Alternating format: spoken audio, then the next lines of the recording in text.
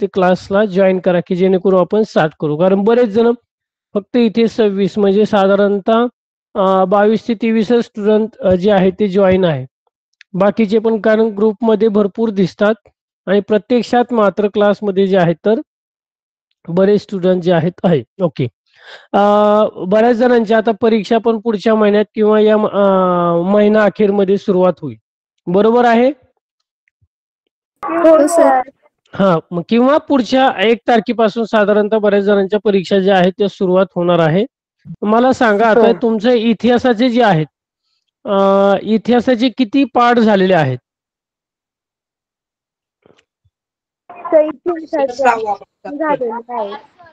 इतिहासाचा पाठ 6, 4. बर. राज्यशास्त्र दुसरा चालू आहे बऱ्याच जणांचा. अगदी बरोबर आहे. तर चालू आहे. हा, ठीक आहे, काही हरकत नाही. बर बर. बऱ्याच जणांचा दुसरा आहे, बऱ्याच जणांचा पहिला दुसरा किंवा इकडे इतिहासाचा पण आहे. काही हरकत नाही, आपण जे आहे ते घेणारच आहोत. इतिहासाचा जो नवीनच घेऊया एक पाठ आपण, कारण सर्वांचा जो आहे तो एक साथ राहील आणि तुम्हाला सर्वांना पण व्यवस्थित समजेल. आणि आपण जेव्हा परीक्षा असेल तेव्हा रिव्हिजन घेताना आपण सगळे जे पाठ आहे, धडे जे आहेत तर ते घेणार आहोत.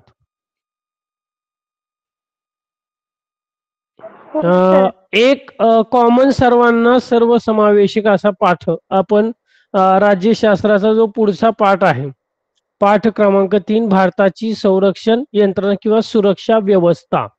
भारताची सुरक्षा व्यवस्था कशा स्वरूपाची आहे आणि ती जी आहे तर कोणकोणत्या प्रकारात कोणकोणत्या स्टेजमध्ये जी आहे ती हे केली जाते. कारण आपण पाहतो की आपल्या गाव पातळीवर असेल, तालुक्याच्या पातळीवर असेल किंवा जिल्हा पातळीवर आणि मग राज्य आणि मग देश, तर वेगवेगळे आपण पाहतो की ह्या सुरक्षा व्यवस्था असतात. आणि एक पूर्ण आपल्या देशाची जी सुरक्षा यंत्रणा आहे, सुरक्षा व्यवस्था आहे, तर त्या विविध प्रकारच्या एजन्सीज, विविध प्रकारचे जे डिपार्टमेंट आहे तर ते पाहत असतात.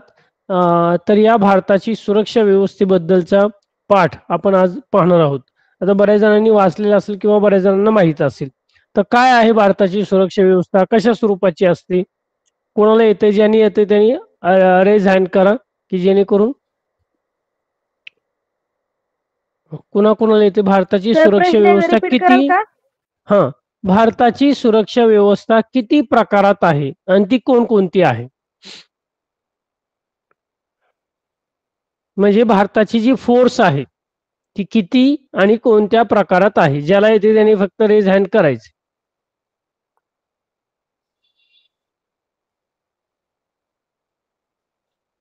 Aditi, Akshara, hello sir. हा, शिवम, हा, सांगा सर. एकदा प्रश्न पुन्हा विचारा ना. भारताची सुरक्षा व्यवस्था कशा स्वरूपाची, कोणत्या प्रकारची आणि ती कोणती आहे आणि किती प्रकारात आहे? प्रतीक, सांगू का सर? हो सर, वायुदल, नौदल आणि अशा प्रकारची ना सर. पण दोनच सांगितले, अजून एक कोणती आहे? सर, भूदल. भूदल. बरोबर. भूदल, वायुदल आणि हवाई दल अशी 3 प्रकार आहेत, जे तुम्ही इंग्लिशमध्ये एअरफोर्स, आर्मी, नेव्ही, राईट. तर अशा स्वरूपाची जी आहे ती यंत्रणा आहे. भारताची संरक्षण यंत्रणा हे लष्करी आणि निमलष्करी दलांचे एक व्यापक नेटवर्क आहे आणि देशाच्या सार्वभौमत्वाच्या आणि सुरक्षिततेच्या दृष्टिकोनातून रक्षण करण्यासाठी जी आहे ती विविध प्रकारची जी प्रणाली विकसित करण्यात आली. त्यामध्ये नौदल, हवाई दल, लष्कर असेल त्याला आर्मी म्हणतो आपण, या विविध डिपार्टमेंटचा संघटनांचा समावेश होतो. संरक्षण दलामध्ये भारताच्या सीमा म्हणजे बॉर्डर, किनारपट्टी आणि हवाई क्षेत्राचे रक्षण करण्यासाठी, तसेच इंटरनल म्हणजे देशांतर्गत जी सुरक्षा व्यवस्था आहे याला पण तोंड द्यावं लागतं. आता देशांतर्गत, आता बाहेरच्या सीमा सुरक्षा म्हणजे बाहेरील देशांचं जे आक्रमण आहे, घुसखोरी आहे आपण म्हणतो, पाकिस्तानची बॉर्डर असेल, वाघा बॉर्डर म्हणतो आपण, अटारी बॉर्डर, किंवा इकडे चायनाची मॅकमोहन रेषा असेल, तर या रेषेवर तर आपलं भारतीय सैन्य आहेच, म्हणजे भारताच्या बॉर्डरवर. पण त्याच्या व्यतिरिक्त भारताच्या अंतर्गत सुद्धा मोठ्या प्रमाणात जी आहे ती सुरक्षा व्यवस्था लागते.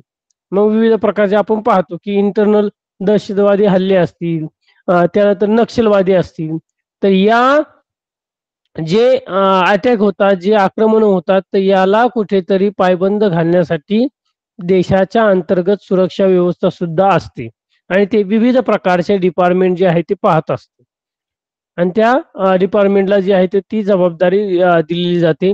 हे सादरीकरण भारताच्या संरक्षण व्यवस्थेची विविध घटक, तिची रचना आणि सुरक्षा राखण्यात येणाऱ्या आव्हानांचा शोध या पाठात आपण घेणार आहोत की भारताची सुरक्षा व्यवस्था म्हणजे काय आहे. तर आंतरराष्ट्रीय व्यवस्था सार्वभौम राष्ट्राची एक प्रकारची देशाचा हितसंबंध राखणे, परस्पर विविध प्रकारची जी आक्रमण आहे, आव्हानं जी आहेत, युद्धजन्य परिस्थिती आहे ती कुठेतरी शमवणे आणि भारत जे आहे ते शांतता पूर्ण वातावरण देशामध्ये राखणं, त्यालाच सुरक्षा व्यवस्था असंही म्हटलं जातं. कोणीतरी आपले माईक जे आहे ते अनम्यूट करते. अनम्यूट करू नका. तुम्हाला जेव्हा काही हे असेल तर तुम्ही रेज हँड करा की जेणेकरून मला समजेल की तुम्हाला काही प्रश्न विचारायचा असेल किंवा काय. तर सर्वांना व्यवस्थित आवाज येतोय. जर कोणाला आवाज येत नसेल तर बंद करून परत चालू करायचं. आणि काही प्रश्न असेल तर तुम्ही मेसेज स्वरूपात इथे टाकू शकता किंवा रेज हँड करा. आपण मग त्यानंतर जे आहे ते तुमचे प्रश्न जे आहेत ते पण घेऊया, पण मध्येच नाही, अगोदर ऐकून घेत जा. हा, राष्ट्रीय सुरक्षा व्यवस्था आपल्याला समजून घ्यायची. तर भारताची राष्ट्रीय सुरक्षा ही इतर राष्ट्रांकडून होणाऱ्या संभाव्य धोका, हे बाहेरच्या राष्ट्रांकडून होणारे जे धोके आहेत, तर त्याला तोंड देण्यासाठी सुरक्षा यंत्रणा चांगल्या प्रकारे तयार केली जी आहे ती जाते. मग भौगोलिक दृष्ट्या मग आपण पाहतो की पर्वतरांग आहे, सह्याद्री पर्वतरांग आहे, हिमालय पर्वतरांग आहे, त्यानंतर सागरी यंत्रणा आपली सागर, भारताच्या तिन्ही बाजूनी समुद्र आहे. तर जवळच राष्ट्रांची धोके येण्याची शक्यता जास्त असल्यामुळे भूगोलाशी त्याचा जवळचा, म्हणजे ही भौगोलिक परिस्थिती सुद्धा अत्यंत महत्वाची आहे आणि याचा कुठेतरी समन्वय साधून आपल्याला भारताची सुरक्षा व्यवस्था, राष्ट्राची सुरक्षा व्यवस्था जी आहे तर ती लक्षात घेणं महत्वाचं आहे. आता याची कारण काय आहे संघर्षाची, किंवा जी भांडणं होतात, सीमावाद म्हणतो आपण, बॉर्डर, काय, जी बॉर्डर आहे त्या बॉर्डरवर मोठ्या प्रमाणात ताणतणाव असतो. त्यानंतर पाणी वाटपाचा प्रश्न, जसे की आता भारत पाकिस्तानमध्ये आपण पाहतो की सिंधू करार असेल, पाणी वरून सुद्धा मोठ्या प्रमाणात जो आहे तो युद्धजन्य परिस्थिती निर्माण होते. आंतरराष्ट्रीय करारांचे पालन न करणे, जे करार झालेले असतात राष्ट्रांमध्ये त्याचं पालन न करणे, स्पर्धा आणि शेजारील देशांमधील निर्वासितांचा ओघ, म्हणजे जसं की आता करंटली तुम्ही पाहता बातम्या जर पाहत असाल तर नेपाळमध्ये मोठ्या प्रमाणात जी आहे तर अराजकता, अशांतता निर्माण झालेली आहे. तिथं पाहतात ते देशाचे पंतप्रधान असेल, राष्ट्रपती असेल किंवा मंत्रिमंडळ असेल, तर जनतेने एवढ्या मोठ्या प्रमाणात जे आहेत तर त्यांना हाकलून लावण्याचं तुम्ही बातम्यांमध्ये वगैरे पाहतात. तर कशा प्रकारची अशांतता नेपाळमध्ये जी आहे ते सुरू आहे आता सध्याला. तर देशांमध्ये निर्वासितांचा ओघ, एक प्रकारचं आपण म्हणतो परकीय आक्रमण असेल, बाहेरच्या राज्यातील, बाहेरच्या देशातील लोकांचा जो ओढ जो आहे तो जास्त, आणि राष्ट्रामधील संघर्ष हे उद्भवतात. आता यामध्ये काय उपाय केले पाहिजे किंवा काय प्रयत्न केले पाहिजे, राष्ट्रांमध्ये तडजोडी, त्यानंतर चर्चा आणि तो संघर्ष, ते भांडणे मिटवण्यासाठी प्रयत्न केला पाहिजे. जेव्हा हे प्रयत्न यशस्वी होतात तेव्हा युद्धाची परिस्थिती उद्भवते. म्हणजे आपण चर्चा करतो आपल्या मित्रांमध्येच, बघा ना, एखाद्याला समजून सांगतो, तो ऐकत नाही, मग भांडणं तयार होतात मोठ्या प्रमाणात, आपण हे होतात. तसेच राष्ट्रांमध्ये जेव्हा चर्चा विनिमय ह्या होतात आणि ह्या गोष्टी झाल्या नाही तर शेवटी युद्धजन्य परिस्थिती, युद्धाचा पर्याय जो आहे तो असतो. जसं की भारत पाकिस्तान, आपण भारत चायना असेल किंवा बाहेरील राष्ट्रांची पहा युद्धजन्य परिस्थिती मोठ्या प्रमाणात, रशिया असेल, इराण असेल, इराक असेल, या तेव्हा युद्धाची शक्यता उद्भवू शकते. त्यामुळे राष्ट्राचे सार्वभौमत्व आणि सुरक्षितता धोक्यात येते आणि त्यामुळे कुठेतरी त्या देशातील नागरिकांची सुरक्षा व्यवस्था किंवा त्या राष्ट्राचं सार्वभौमत्व कुठेतरी धोक्यात आलेलं आपल्याला पाहायला मिळतं. आता लष्करी तयारी कशा स्वरूपाची आहे? राष्ट्रीय सुरक्षेचे रक्षण करण्यासाठी राष्ट्रांनी त्यांच्या भौगोलिक सीमांवरील धोक्याचे मूल्यांकन करणे, लष्करी सामर्थ्य वाढवणे, धोक्याच्या अंदाजाचे आधुनिक तंत्रज्ञान, आता विविध प्रकारचे तंत्रज्ञान, लष्करी, त्यानंतर शस्त्रसाठा असेल, शस्त्रास्त्र प्रणाली असेल, संरक्षण जे दल आहेत म्हणजे आर्मी, नेव्ही, एअरफोर्स यांच्यामध्ये कुठेतरी आधुनिकता जी आहे ते मोठ्या प्रमाणात आणणे हे खूप महत्वाचे कारण जे आहे ते समजलं जातं. तर अशा प्रकारे राष्ट्रीय सुरक्षा आपल्याला समजून घेता आली पाहिजे.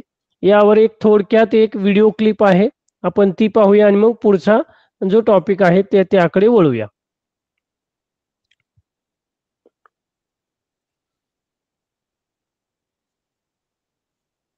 आवाज नाही आला तर मला इथे सांगायचे.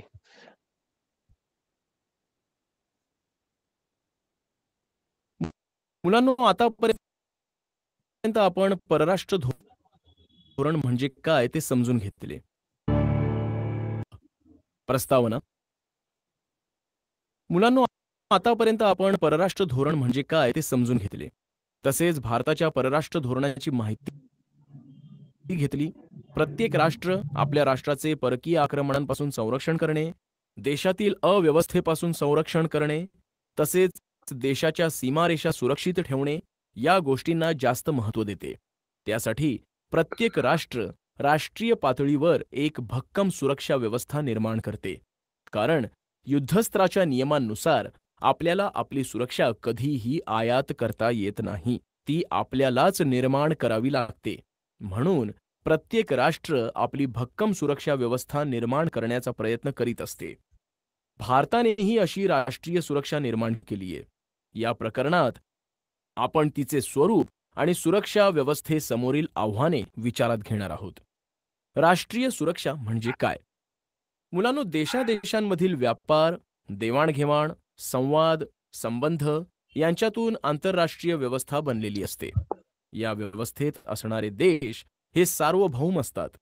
सार्वभौम राष्ट्रे म्हणजे जी राष्ट्रे स्वतंत्र आहेत, ज्यांच्यावर इतर राष्ट्रांचे वर्चस्व, नियंत्रण नाही, अशी राष्ट्रे होय. ही सार्वभौम राष्ट्रे जरी एकमेकांना सहकार्य करीत असली तरी त्यांच्यात काही वेळेस संघर्ष, मतभेद होतात. राष्ट्रांमध्ये सीमारेषेसंबंधी वाद असतात. उदाहरणार्थ भारत-चीन सीमावाद, तर काही वेळेस पाणी वाटपावरून राष्ट्रात संघर्ष निर्माण होतात. भारत-पाकिस्तान यांच्यात सिंधू नदीच्या पाणी वाटपावरून वाद आहे. तसेच आंतरराष्ट्रीय करारांचे पालन न करणे हेही वादाचे कारण ठरते. अलीकडील काळात उत्तर कोरियाने आंतरराष्ट्रीय कराराचे पालन न करता 4 लांब पल्ल्याची आंतरमहाखंडीय बॉलिस्टिक क्षेपणास्त्रे म्हणजेच ICBM जपानच्या सागरी क्षेत्रामध्ये सोडली. आंतरराष्ट्रीय संघटना संयुक्त राष्ट्र संघाने उत्तर कोरियावर बंधने घालूनही उत्तर कोरिया अशी कृत्ये करत आहे. म्हणजेच आंतरराष्ट्रीय करारांचे पालन करत नाही. परस्परांशी सतत स्पर्धा करणे, उदाहरणार्थ अमेरिका व उत्तर कोरियातील स्पर्धा, तसेच शेजारी देशातून निर्वासितांचे लोंढे येणे, उदाहरणार्थ म्यानमार देशातून निर्वासित झालेल्या 40,000 लोकांमुळे आशिया खंडात तणाव निर्माण झाला होता. राष्ट्रातील संघर्षाची अशी अनेकविध कारणे असू शकतात. राष्ट्रांमध्ये अशा प्रकारे परस्पर विरोधी हितसंबंध निर्माण झाल्यास ते सोडवण्यासाठी तडजोडी, चर्चा यांच्या माध्यमातून प्रयत्न केला जातो. पण हे सर्व प्रयत्न करूनही वाद मिटत नसेल तर एखादे राष्ट्र युद्धाचाही विचार करते. एका राष्ट्राने दुसऱ्या राष्ट्रावर आक्रमण करणे, राष्ट्राच्या सार्वभौमत्वाला आव्हान देणे यांमुळे राष्ट्राच्या सुरक्षेला धोका निर्माण होतो. कोणत्याही परिस्थितीत राष्ट्राच्या सार्वभौमत्वाचे आणि अस्तित्वाचे संरक्षण करणे हे राष्ट्राचे पहिले कर्तव्य आणि जबाबदारी असल्याने राष्ट्राला आपली सुरक्षा व्यवस्था कायम सतर्क आणि अद्ययावत ठेवावी लागते. याला राष्ट्रीय सुरक्षा असं म्हणतात. मुलांनो, परस्पर पूरक राष्ट्रे म्हणजे एकमेकांना मदत करणारी राष्ट्रे.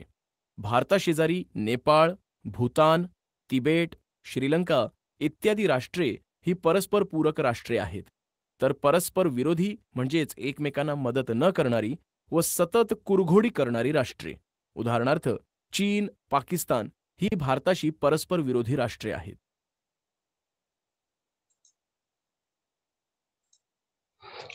तर तुम्हाला या 2 मिनिटाच्या व्हिडिओद्वारे जे आहे ते तुम्हाला व्यवस्थित जरा समजलेलं असेल की कशा स्वरूपाचं जे आहे तर भारताची सुरक्षा व्यवस्था कशा स्वरूपाची आहे. तर या विषयीची थोडक्यात माहिती समजलेली असेल. समजली सर्वांना?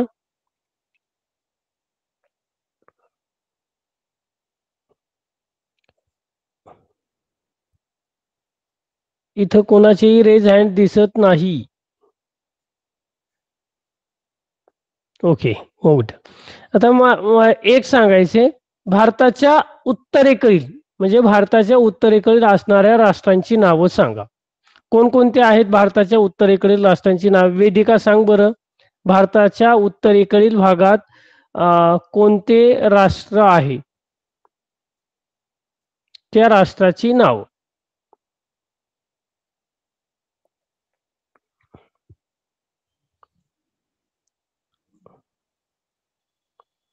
वेदिका, मी अनम्यूट केलं इथून, तर वेदिका अनम्यूट करून सांगू शकतील की काय आहे.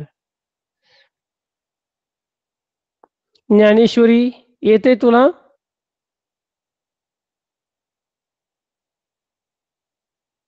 बर. लावण्या,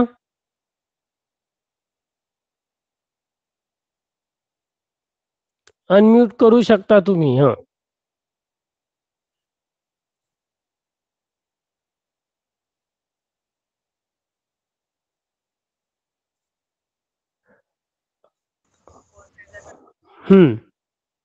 सर आमचे माईक बंद होते. बर. हा, आता सांग लावण्य की भारताच्या उत्तरेकडील राष्ट्रांची नावं की जे आपण व्हिडिओच्या लास्ट मध्ये पण बघितलेले आहेत नकाशा मी सांगू का स्वरूपात. वेदिका? हा, वेदिका अगोदर मॅम, सांग. वेदिका सांग, मग त्यानंतर मी लावण्य तुला विचारतोय. हा, वेदिका. सर मी 2 नावं सांगते, नेपाळ आणि भूतान. ओके, नेपाळ आणि भूतान. बर. लावण्य, पुढचा प्रश्न आहे की भारताच्या पूर्वेकडील राष्ट्रांची नावं.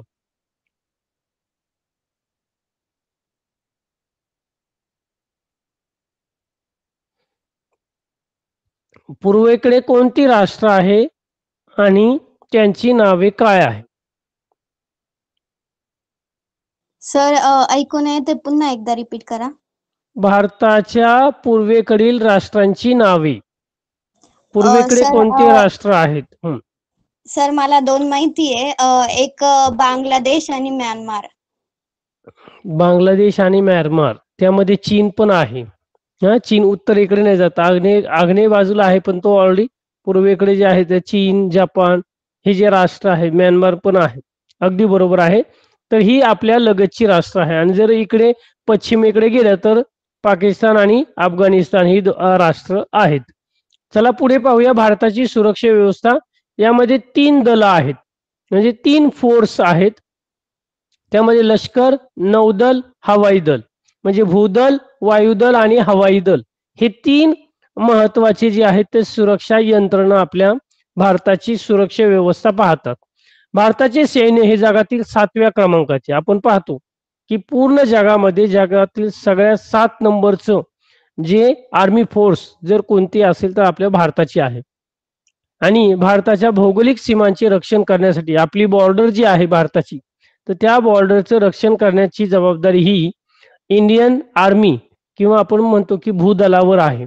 आणि त्याचे लष्कर प्रमुख म्हणजे त्याच्या प्रमुखाला काय म्हटलं जातं? लष्कर प्रमुख. जर तुमच्याकडे वही असेल तर व्यवस्थित टाचन किंवा पॉइंट्स लिहित चला, की जेणेकरून तुम्हाला शाळेमध्ये शिकवल्यानंतर किंवा तुम्ही अभ्यास करताना परीक्षेच्या अगोदर तुम्हाला हे महत्वाचे जे मुद्दे आहेत तर ते लक्षात राहतील आणि तुमचा अभ्यास पण चांगल्या प्रकारे होईल. की भारताची सुरक्षा व्यवस्था 3 प्रकारची आहेत: लष्कर, नौदल, हवाई दल. आणि हे जे लष्कर आहे ते भारताचं जगातील 7व्या क्रमांकाचं आहे. आणि या भारतीय सैन्याचे जे प्रमुख आहेत तर त्यांना म्हटलं जातं लष्कर प्रमुख. काय म्हटलं आता? लष्कर प्रमुख. आता लष्कर पुढचं प्रमुख. आता पुढचं आहे नौदल. नौदल भारताच्या किनारपट्टीचे रक्षण करणे. किनारपट्टी म्हणजे सागरी भाग जो आहे आणि त्याचा प्रमुख ऍडमिरल असं म्हटलं जातं. या एअरफोर्सच्या ज्या प्रमुखाला जे आहे ते ऍडमिरल असं म्हटलं जातं. भारताच्या सागरी हिताचे रक्षण करण्याची जबाबदारी ही नौदलाची आहे. आणि भारताचं नौदल प्रमुख किंवा नौदलाचे जे जनक जर कोणाला म्हटलं जात असेल तर कोणाला म्हटलं जातं? मी जरा प्रश्न विचारतो. भारताचे आर्मरचे जनक किंवा नौदलाचे जनक त्या सिम्बॉलवरच एक आलेलं आहे. कोणाला सांगता येईल? सुरुवातीला जे आर्मर किंवा हे जे आर्मी फोर्स सॉरी नौदल जे तयार झालं याची स्थापना याचे जनक कोण आहेत? लावण्य.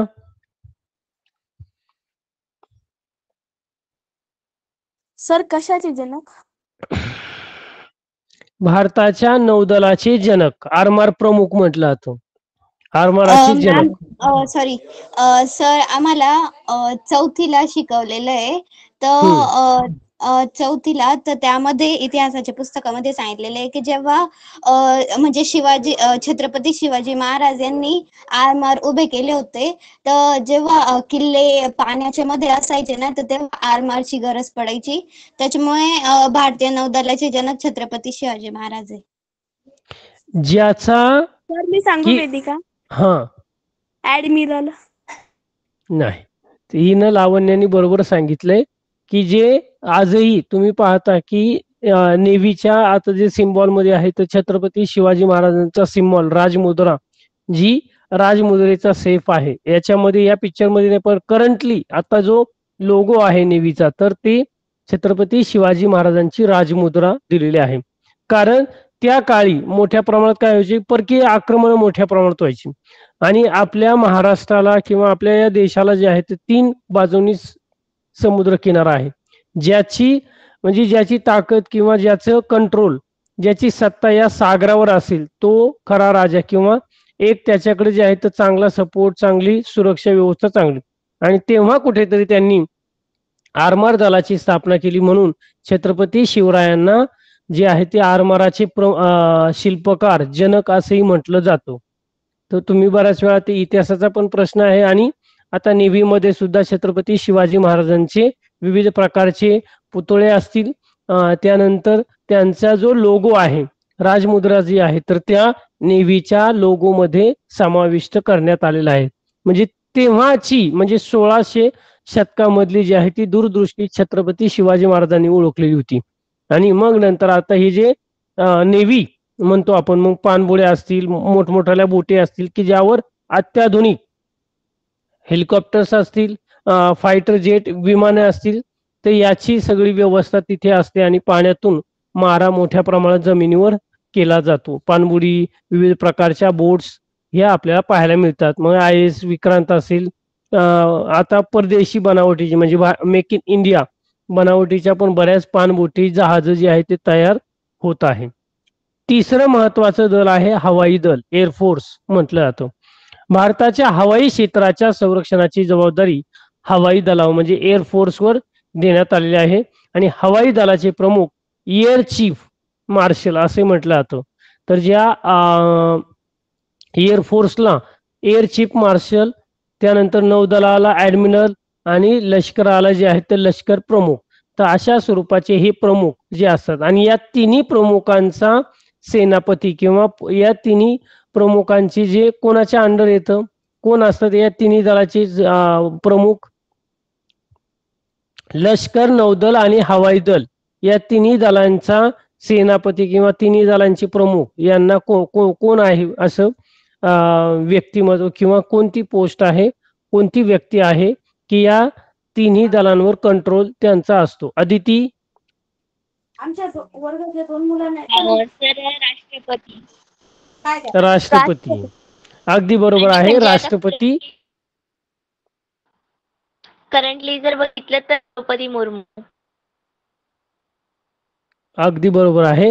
तर राष्ट्रपती या तिन्ही दलांच्या प्रमुख असतात आणि त्या मग लष्कर प्रमुख असेल, ऍडमिरल असेल किंवा एअर चीफ मार्शल असेल, तर यांची नियुक्ती करण्याचा किंवा यांची सर्वांची नियुक्ती असेल, आदेश देण्याचं सर्व काम जे आहे ते राष्ट्रपती या करत असतात किंवा राष्ट्रपतींच्या अंतर्गत हे जे आहे तर हे तिन्ही दलाचे प्रमुख जे आहेत ते असतात आणि पूर्ण मंत्रिमंडळाच्या सल्ल्यानुसार जे आहे ते या गोष्टी होत असतात. पुढे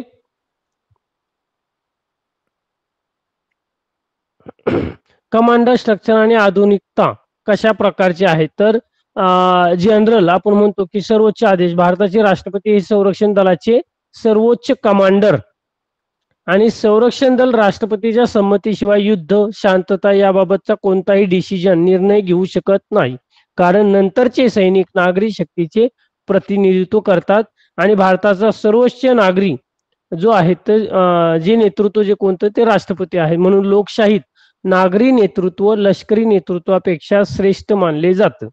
आणि चीफ ऑफ डिफेन्स स्टाफ म्हणजे तिन्ही संरक्षण दलांमध्ये समन्वय राखण्यासाठी 2019 मध्ये चीफ ऑफ डिफेन्स हे स्टाफ किंवा हे जे पद आहे ते निर्माण करण्यात आलेलं आहे आणि त्या प्रमुखांची नियुक्ती राष्ट्रपती म्हणजे राष्ट्रपतीच्या नंतर 2019 पासून या तिन्ही दलांचा कम्युनिकेशन राखण्यासाठी चीफ ऑफ डिफेन्स स्टाफ असं त्यांचं म्हणजे हे पोस्ट जे आहे ती क्रिएट करण्यात आलेली आहे.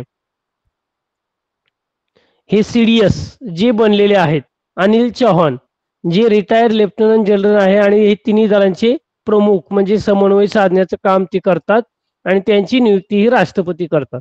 आता आधुनिकीकरणाचे जे प्रयत्न आहे भारताच्या सुरक्षेव्यतिरिक्त तिन्ही दलांचे पुरेसे आधुनिकीकरण व्हावे यासाठी विविध प्रकारच्या उपाययोजना केल्या जातात. त्यासाठी काही रिसर्च संस्था म्हणजे संशोधन संस्था स्थापन करण्यात आलेल्या आहे. आपल्या संरक्षण दलातील सर्व श्रेणीतील जवानांना प्रशिक्षण देण्याचं आपल्या देशातील प्रशिक्षण संस्था स्थापन करणे जेणेकरून त्यांचे कार्य सक्षमपणे ते पार पाडू शकतात. उदाहरणार्थ पुणे या ठिकाणी राष्ट्रीय संरक्षण प्रबोधिनी म्हणजे एनडीए आणि दिल्ली येथे राष्ट्रीय संरक्षण महाविद्यालय एनडीसी. पुण्यामध्ये जर कोणी आलेलं असेल तुमच्या सिनियर जे आता 10वीला जी मुलं आहेत त्यापैकीच 1-2 मुलं जे आहेत तर त्यांचं सिलेक्शन इथे एनडीए मध्ये जे आहे ते झालं आणि त्या अंतर्गत त्यांना विविध प्रकारचे सैनिकी स्कूलमध्ये जे आहेत तो नाशिकचा नाव आहे त्याचं प्रणव नावाचा मुलगा आहे की त्याचा जे आहे ते सिलेक्शन जे आहे ते झालेलं आहे सैनिकी विद्यालयामध्ये.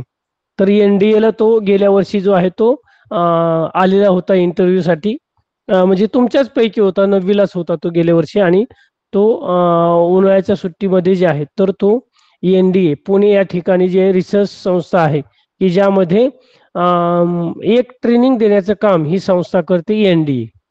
आता याच्या रिलेटेड एक तुम्हाला एक व्हिडिओ आहे या तिन्ही दलांचं कशा स्वरूपाचं आधुनिकीकरण असेल किंवा कशा स्वरूपाची माहिती आहे तर या व्हिडिओ तुम्हाला पाहायला मिळेल.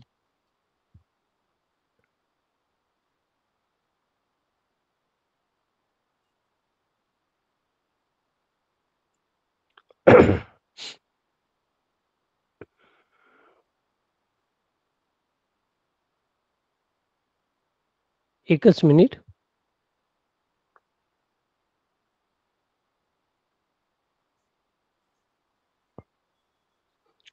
आज पॉलिटिक्स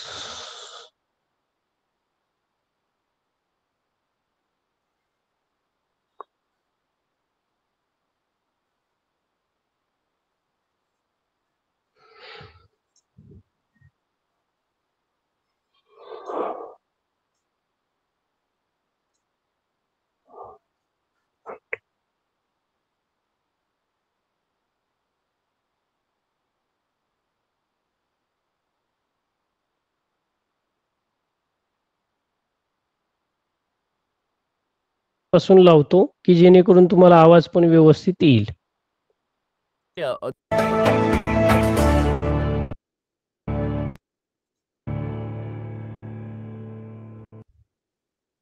राष्ट्रीय सुरक्षेचे जतन करण्याचे मार्ग. 1. मुलांनो, राष्ट्राच्या सुरक्षेचा संबंध भौगोलिकतेशी जोडलेला असतो, कारण भौगोलिकदृष्ट्या अधिक जवळ असणाऱ्या राष्ट्रांकडून देशाच्या सुरक्षेला धोका निर्माण होण्याची शक्यता असते. उदाहरणार्थ, भारताचा विचार केला तर भारताला चीन, पाकिस्तान यांसारख्या भौगोलिकदृष्ट्या शेजारी असणाऱ्या राष्ट्रांपासून धोका निर्माण झालाय. आपल्या भौगोलिक सीमारेषांना असलेला धोका कोणता आहे आणि तो कोणाकडून आहे हे ओळखणे महत्त्वाचे असते. 2. हा धोका दूर ठेवायचा असेल तर त्यासाठी राष्ट्राला आपली लष्करी ताकद वाढवावी लागते. 1962 नंतर भारताने आपली लष्करी ताकद वाढवली. याकरिता आधुनिक तंत्रज्ञानाचा अवलंब करून धोक्याविषयी अंदाज बांधणे, शस्त्रास्त्र निर्मिती, संरक्षण दलांचे आधुनिकीकरण व ती अद्ययावत करणे इत्यादी मार्ग अवलंबले जातात. मुलांनो, भारताचा विचार करता भारताने 1962 नंतर वरील सर्व मार्ग अवलंबिले.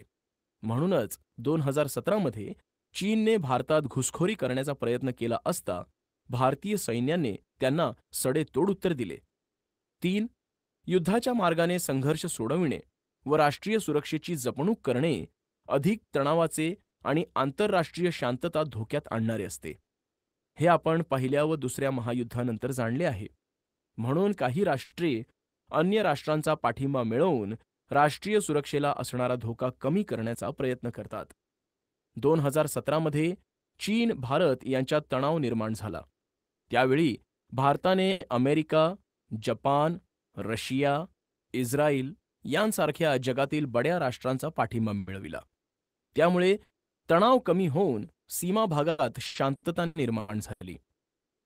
मुलांनो, जर शस्त्र सामर्थ्याबाबत सर्व देश समान पातळीवर नसतील आणि अशा परिस्थितीत जर आपल्याला शस्त्र कपातीचे धोरण जागतिक पातळीवर राबवायचे असेल तर विकसित राष्ट्रांवर जास्त बंधने घालून त्यांच्या शस्त्रांमध्ये कपात करणे योग्य होईल. लष्करी ताकद वाढविण्याच्या प्रयत्नात राष्ट्रे परस्परांशी शस्त्रस्पर्धा सुरू करतात. शस्त्रस्पर्धेमुळे असुरक्षिततेची भावना अधिकच वाढते. असुरक्षिततेची भावना राष्ट्रीय सुरक्षेला असणारे धोकेही वाढवते. हे टाळण्यासाठी शस्त्रस्पर्धेची नव्हे तर शस्त्र कपातीची गरज आहे.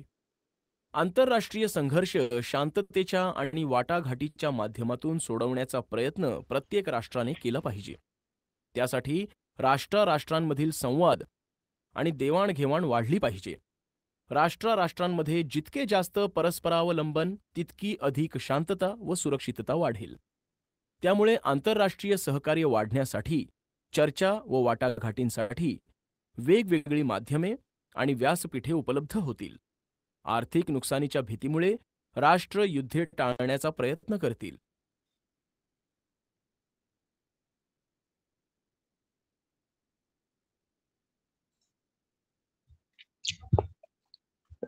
तर थोडक्यात तुम्हाला व्हिज्युअल स्वरूपात जे आहे तर पाठाची जे महत्वाचे जे मुद्दे आहेत तर ते समजलेले असतील की कशा प्रकारे जी सुरक्षा व्यवस्था आहे कशा स्वरूपानं जी आहे तर काय देशाची सुरक्षा व्यवस्था कशा स्वरूपाची चालते तर याविषयीचे आहे.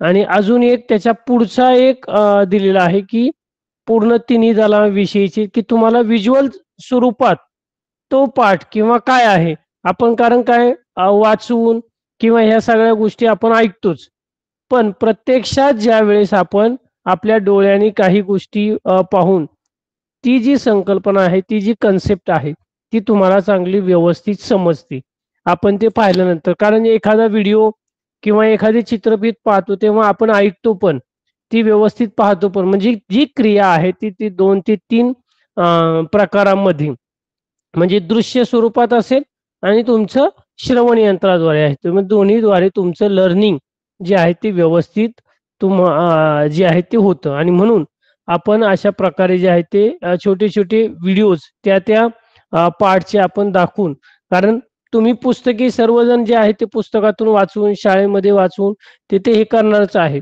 मग नवीन काय असं आहे तर नवीन तर तुम्हाला ती गोष्ट व्यवस्थित चांगल्या प्रकारे समजली पाहिजे हा त्याचा मुख्य हेतू आहे. समजले सर्वांना? Yes sir. तर पुढचा महत्वाचा जो टॉपिक आहे आपण त्याविषयी जे आहे ते चर्चा करूया. किंवा तो जर मला चित्रफित जी ती सापडली तर मी ती पण एक प्ले करतो की जेणेकरून तुम्हाला ती व्यवस्थित जे आहे ते समजेल. कारण आपण जे PPT वर जे स्क्रीनवर दाखवत आहोत ते ऑलरेडी पुढे आले पण त्याचा आपला व्हिडिओ जो आहे करंटली की तिन्ही दलाचे प्रमुख, हे तिन्ही दलाचे जे प्रमुख आहेत तर राष्ट्रपती, आणि राष्ट्रपती नंतर एक नवीन पद जे आहे ते नव्याने निर्माण करण्यात आलेलं आहे, ते म्हणजे कोणतं? सीडीएस. काय सीडीएस ला काय म्हटलं जातं? कोण सांगेन? सर मी सांगू का लावण्य? हो, लावण्य सांग. Chief of defence staff. Chief of defence staff हे जे पद आहे की तिन्ही दलांचा समन्वय साधणे आणि काय करणे, त्यांची जी नियुक्ती आहे तर ती कोण करतं? राष्ट्रपती. राष्ट्रपती. राष्ट्रपती जे आहे ते तिन्ही दलांची जी आहे तर काय करत असतात? नियुक्ती जी आहे ती करत असतात. आपला 3 नंबरचा जो आहे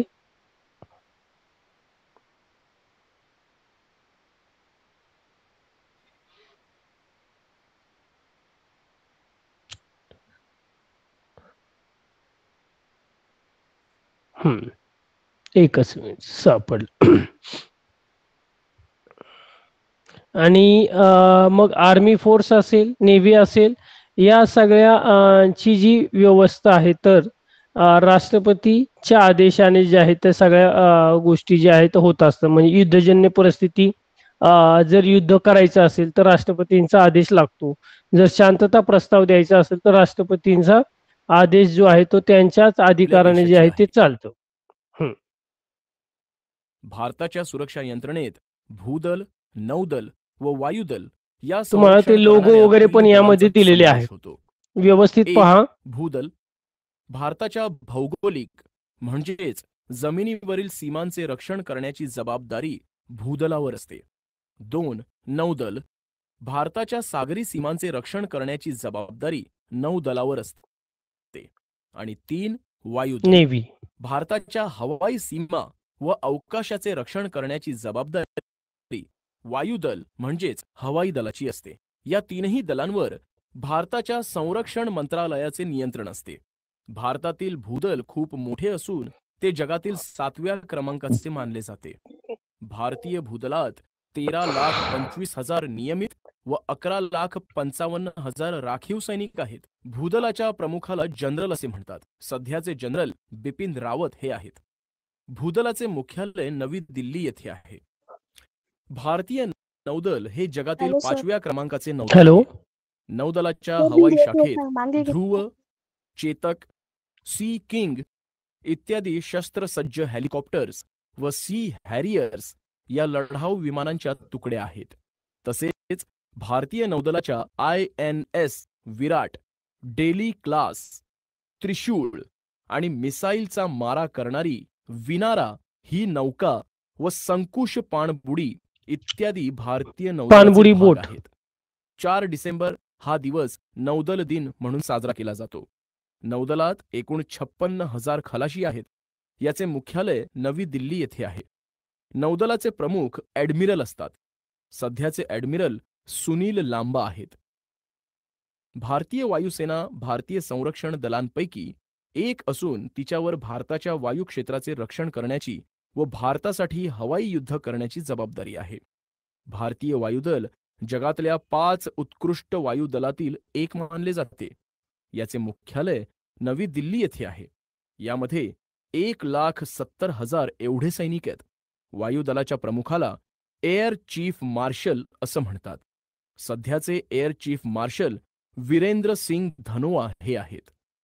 मुलांनो, जेव्हा एखाद्या देशात लष्करी राजवट लागू होते तेव्हा त्या देशाची संपूर्ण सत्ता लष्कराच्या हातात जाते.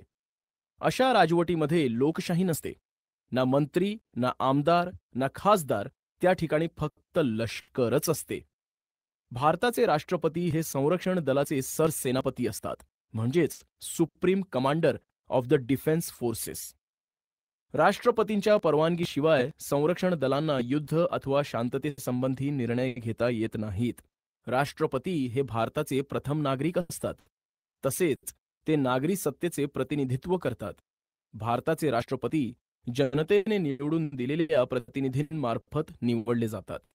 भारताने लोकशाही शासन व्यवस्था स्वीकारली आहे. यात नागरी नेतृत्व लष्करी नेतृत्वापेक्षा श्रेष्ठ मानले जाते. भारताच्या सुरक्षा यंत्रणेतील तीनही संरक्षण दले अद्ययावत असावीत यासाठी अनेक उपाय योजना केल्या जातात. त्यासाठी काही संशोधन संस्थाही स्थापन केल्या आहेत. संरक्षण दलातील कनिष्ठ श्रेणीपासून वरिष्ठ श्रेणींच्या व्यक्तींना आपले काम उत्तम प्रकारे पार पाडता यावे यासाठी आपल्या देशात अनेक प्रशिक्षण संस्थाही आहेत. उदाहरणार्थ, महाराष्ट्रातील पुणे येथील नॅशनल डिफेन्स कॉलेज अकॅडमी व दिल्ली येथील नॅशनल डिफेन्स कॉलेज.